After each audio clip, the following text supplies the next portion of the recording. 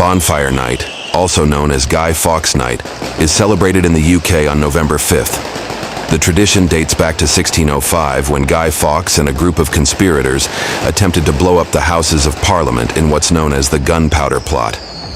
They wanted to assassinate King James I and restore a Catholic monarch to the throne, but the plot was foiled, and Fawkes was caught guarding the explosives. Since then, people across the UK mark the night by lighting bonfires and setting off fireworks, symbolizing the failure of the plot. Some even burn effigies of Guy Fawkes on the bonfire.